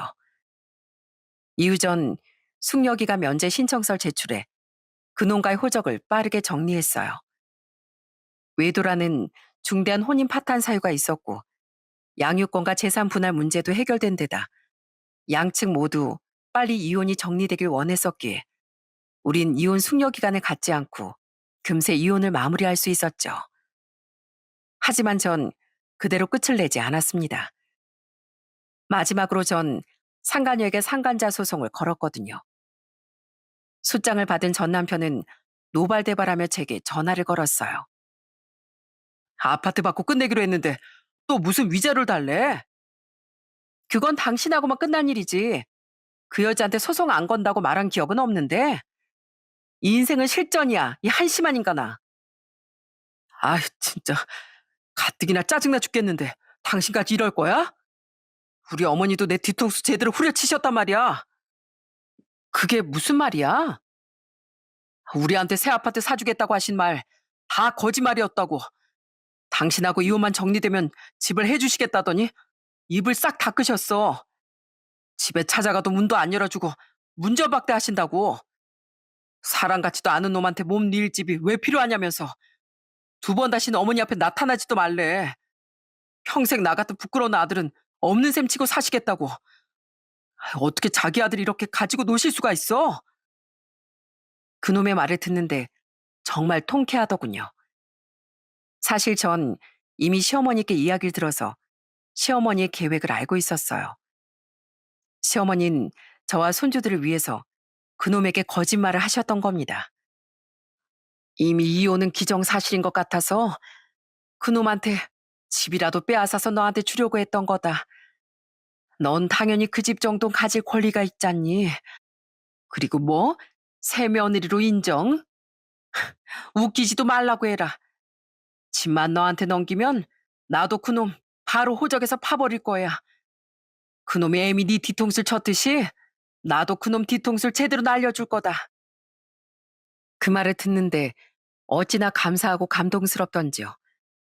아무리 절 예뻐하셨다고 한들 자기 아들에게 그러긴 쉽지 않았을 텐데 말이죠. 결국 전 남편과 상가녀는 제게 아파트도 빼앗기고 시어머니께 새 아파트를 얻어내지도 못한 채 상가녀가 살고 있던 월세 오피스텔에 남게 된 겁니다. 네 속이 시원하진 않겠지만 그래도 이 정도 복수가 위로라도 되었길 바란다. 그러니까 앞으로 우리 손주들이랑 잘 살아야 한다. 너 치료도 꼭 잘 받고 암 같은 건 아무렇지도 않게 이겨내버리렴. 내가 정말 미안하다. 비록 우리가 가족은 아니게 됐지만 그래도 자주 찾아뵐게 어머님. 저희 애들 데리고서라도요. 그동안 정말 감사했습니다. 그렇게 전 시어머니와 헤어지게 됐습니다. 그래도 전 아이들을 데리고 한 번씩 찾아뵙겠다고 약속드렸죠. 그 뒤 시어머니 한 번씩 연락하고 만나며 듣게 된 바로 전 남편과 상가녀는 대출을 받아서 기어코 새 아파트로 이사를 갔다더군요. 짐작컨대 그렇게 해서라도 전 남편은 상가녀의 허영을 채워주고 싶었던 것 같더라고요. 그래도 전 남편은 계속 시어머니께 연락을 했던 모양인데 시어머니는 그런 그놈을 상종도 안 하셨다고 합니다. 그렇게 지금은 2년 정도의 시간이 흘렀습니다. 전 그때 남은 항암치를 모두 받은 뒤 집을 팔고 좀 저렴한 아파트로 이사를 했어요. 그 차액으로 아이들을 좀 더 잘 키우려고요. 지금 전 가끔은 친정 부모님의 도움을 받고 가끔은 언니네와 남동생에게 도움을 받기도 하며 아이들을 잘 키우고 있답니다. 또 전 지난 2년간 드디어 다이어트에도 성공했어요. 솔직히 제 자존감이 많이 떨어진 상태였는데 이를 악물고 쪘던 살을 고스란히 빼고 나니 자존감이 많이 회복되더라고요. 외모도 외모지만 몸이 가벼워지니 건강도 많이 좋아졌고요. 그렇게 전 지금은 몸도 마음도 전보다 훨씬 건강해진 상태입니다. 건강을 잘 관리한 덕분에 암도 다행히 재발되지 않고 있어요. 윤철이 걔 인과응보 제대로 당했다. 전 여전히 시어머니를 한 번씩 찾아뵙고 있는데요. 시어머니도 작년에 한국으로 돌아왔다던 시누이도 여전히 전 남편을 상종도 하지 않고 있다고 하더라고요. 몇 달 전 시어머니는 제게 통쾌한 전 남편의 소식을 들려주셨어요. 그 기집애가 바람을 피웠다더라. 둘이 혼인신고는 안 하고 살았던 모양인데 그 여자애가 윤철이를 차버리고 집을 나간 모양이야.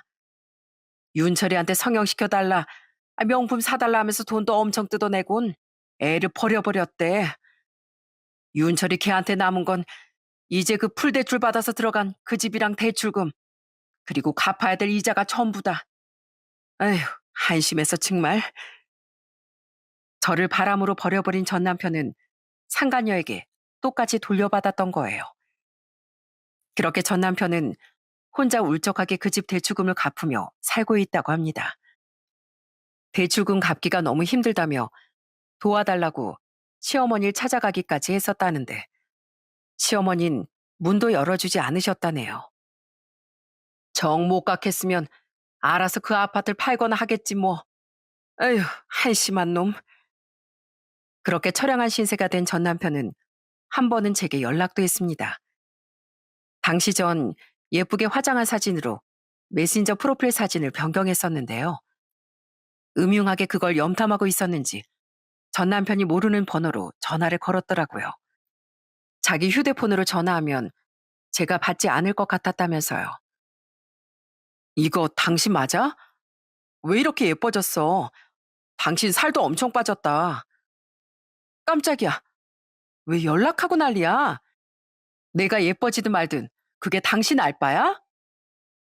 여보, 나 헤어졌다는 소식 들었어? 사실 나 요즘 당신하고 애들 생각이 많이 났어.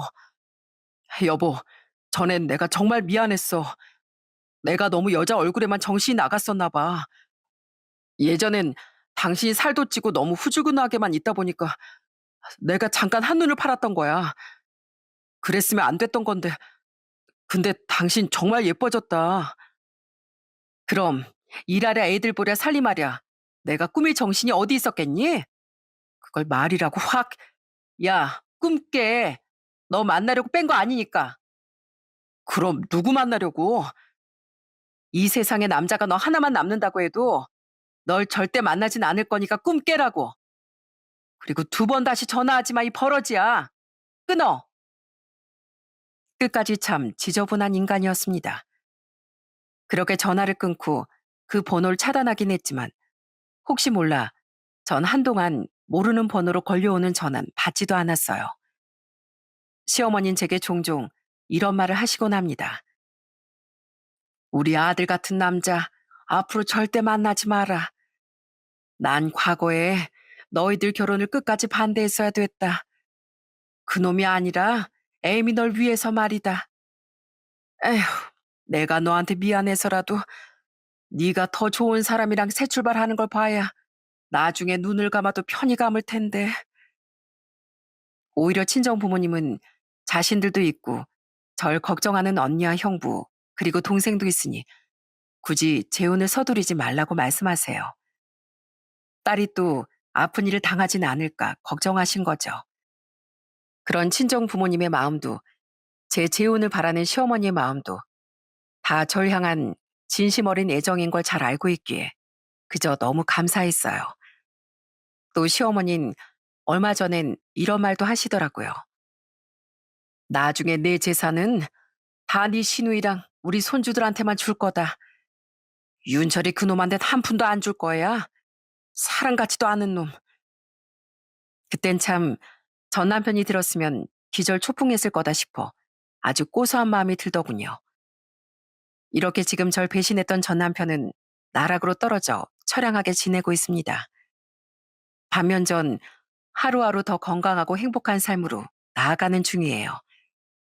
저를 걱정하는 모든 가족들과 특히 저희 아이들을 위해서라도 저는 제 삶을 건강하게 지키기 위해 열심히 노력하고 있답니다.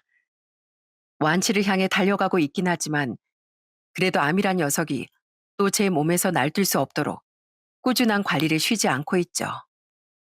이렇게만 가면서 재발과 전이만 없다면 저는 몇 년 뒤엔 무리 없이 완치 판정도 받을 수 있을 것 같습니다. 제가 이렇게 암을 이겨낼 수 있었던 건 친정 식구들의 보살핌과 아이들의 위로 그리고 시어머니 응원 덕분이라고 생각해요. 여러분은 인생의 성공이 무엇이라고 생각하시나요? 변호사, 판사 혹은 대학 교수 등 세상에 인정받는 훌륭한 직업을 가지고 떵떵거리면서 사는 거? 아니면 부자가 되는 일?